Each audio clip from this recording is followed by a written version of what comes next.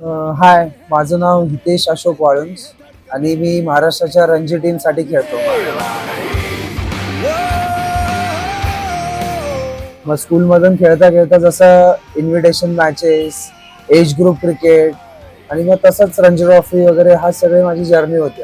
Ranji ट्रॉफीचा experience सांगायला गेला तर खूपच मला हॅपनिंग होता. एवढ्या वर्षानंतर मी डेब्यू करत होतो. क्रिकेटनी मला फायटिंग स्पिरिट आणि एक माणूस कसा चांगला आणि हार्ड बनू शकतो हे मला क्रिकेटने शिकवलं.